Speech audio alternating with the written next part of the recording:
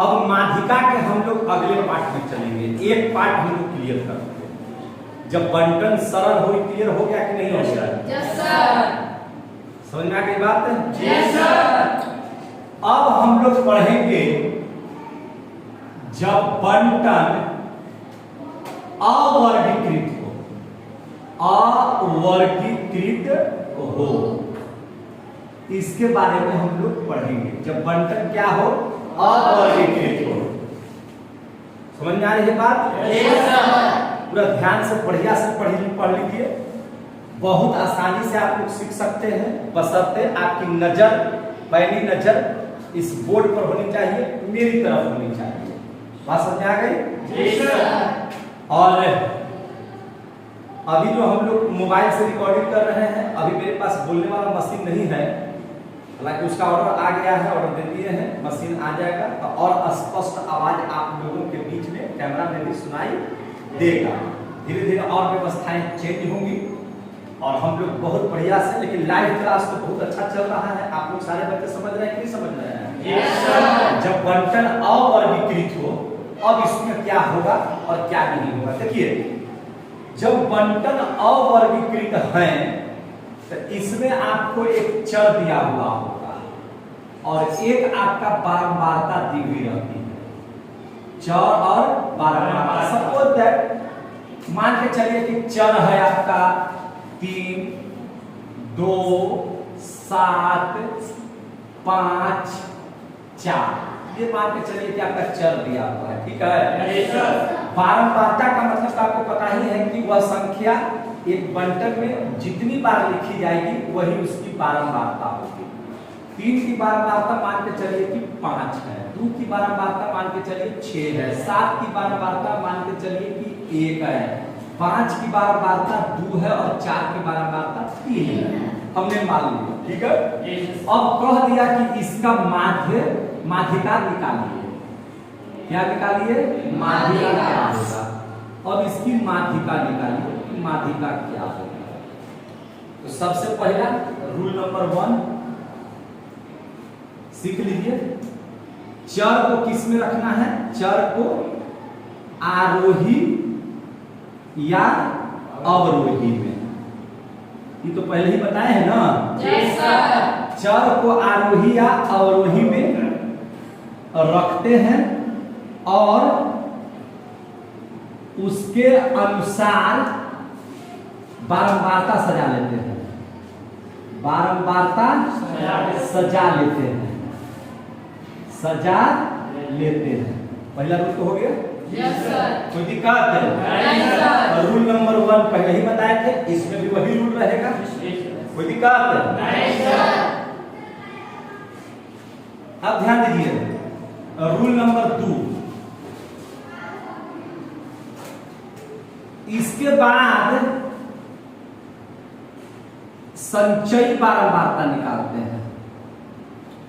संचयी बारंबारता निकालते हैं। सिखा देंगे कैसे संचयी बारंबारता निकाला जाए, ठीक है ना? और रूल नंबर 3, सभी बारंबारता को जोड़ देते हैं। सभी बारंबारता को क्या करते हैं? जोड़ देते हैं। बारंबारता को जोड़ देते हैं, जोड़ देते हैं और उसका आधा कर देंगे, आधा कर देते हैं। आधा का मतलब क्या? 1/2 भागा क्या कर देते हैं? 2 भागा कर देते हैं। कोई दिक्कत है? नहीं सर। सभी बारंबारता को जोड़ देते हैं और उसका आधा कर देते हैं। अब देख लीजिए रूल नंबर 4। कुल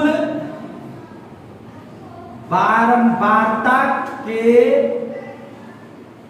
आधे से ठीक बड़ा,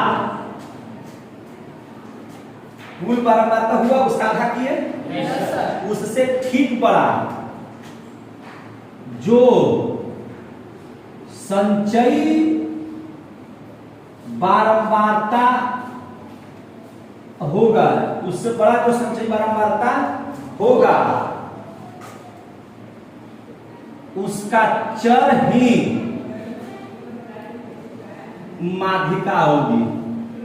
आ गया समझ में? कुल बारंबारता के आधा तो करबे करेंगे और आधा करने के बाद जितना आएगा उससे ठीक बड़ा जो संचयी बारंबारता होगा और उसका जो चर होगा वही हमारा क्या होगा? माध्यिका। चलिए, अब ऐसे अगर कुछ नहीं भी समझ में आ रहा है नए बच्चों को तो करके देख लेते हैं, जितना हम लिखवाए हैं उसके अनुसार करके देख लेते हैं। समझ में आ रही है बात ना? तो अब क्या कीजिए, सबसे पहले क्या कीजिए कि इसके अनुसार सब कुछ सजा दीजिए। ध्यान दीजिए, अब हमको यहां से माध्यिका निकालना है तो हम आंसर बना रहे हैं। क्या बना रहे हैं? आंसर। भैया मेरा चर दिया हुआ है, बारंबारता भी क्या है? दिया हुआ है। चर को क्या किया? आरोही या अवरोही में रखते हैं, उसके अनुसार बारंबारता सजाते हैं। तो सबसे पहले 3 2 7 5 4 में सबसे पहले किसको लिखेंगे? 2। उसके बाद किसको लिखेंगे? 3 के बाद किसको लिखे? 4। 4 के बाद 5, 5 के बाद 7। कोई दिक्कत? अच्छा, 2 की बारंबारता कितनी है? 6। 3 की बारंबारता कितनी है? 5। 4 की बारंबारता कितनी है? 3। 5 की बारंबारता कितनी है? 2। 7 की बारंबारता कितनी है? 1। कोई दिक्कत नहीं? सजा लिए इसको। अब कहता है कि इसके बाद संचयी बारंबारता निकालते हैं। तो संचयी बारंबारता निकालने के लिए सीख जाइए। संचयी बारंबारता निकालने के लिए सीख जाइए। यहाँ कितना लिखा हुआ है? 6। इसका भी 6 लिख दीजिए। 6 और 5 11 और 3 14 और 2 16 और 1 अब आ जाएगा सब करने के लिए। जो फर्स्ट में लिखा हुआ उसको इसे लिख दीजिए, ठीक है? अब 6 और 5 6 5 11 और 3 6 5 11 3 14 और 2 6 5 11 3 14 2 16 और 1 और इससे अगर नहीं आता तो इसे 6 के 6 5 11 3 14 2 16 और 1 जैसे सुझाव वैसे कीजिए, ठीक है? अब देख लीजिए जरा सा ध्यान से। कहता है कि सभी बारंबारता को जोड़ दीजिए। तो जोड़िए ना भैया, उसको n से सूचित कर देते हैं, 17 होगा। सबको जोड़ेंगे कितना आ जाएगा? 17। संचयी बारंबारता का अंतिम मान और टोटल बारंबारता एक ही होना चाहिए, 17 होगा। समझ में आ गया बात है? अब कहता है कि उसका आधा कर देते हैं। तो n/2 यानी कि 17/2 करेंगे तो कितना आ जाएगा? 8.5 8 2 16 17 8.5 आ जाएगा। कितना आ जाएगा? 8.5 हो जाएगा ना? चौथा नियम देखिए, कुल बारंबारता के आधे से ठीक बड़ा था, 8.5 से ठीक बड़ा, 8.5 से ठीक बड़ी संचयी बारंबारता 8.5 से ठीक बड़ा कौन है? 11। और 8.5 से बड़ा है ना 11। 8.5 से 11 बड़ा है, 14 बड़ा है, 16 बड़ा है, 17 बड़ा है। लेकिन कहता है कि ठीक बड़ा मैंने तुरंत होकर बात 8.5 के तुरंत बाद बड़ा कौन है? 11 है ना? तो लिखेंगे कि 8.5 से ठीक बड़ी संचयी बारंबारता 11 है और उसका चर 11 का चर कितना है? 3 और उसका चर 3 है, इसलिए माध्यिका बराबर कितना हो जाएगा? 3 आंसर हो गया। आगे समझ में? चर दिया हुआ है, बारंबारता दिया हुआ है, आरोही क्रम में सजा करके उसके अनुसार बदल लीजिए, आराम से संचयी बारंबारता निकालिए, उसके सभी कुल बारंबारता का आधा कर दीजिए। आधा करने के बाद उससे ठीक बड़ा जो संचयी बारंबारता होगा और उसका जो चर होगा वही मेरा माध्यिका होगा। इसी को निकालना था। बन गया? कितने लोगों समझ में आया? हाथ खड़ा कर दीजिए। आ गया सबको बढ़िया से? और उदाहरण देना पड़ेगा, कितना ही उदाहरण समझ लिए? तो ये को आपको एग्जाम्पल बनाने के लिए भी देना होगा ना? जितना जल्दी हो सके उतारिए। आपका ये पार्ट 2 भी समाप्त हो गया।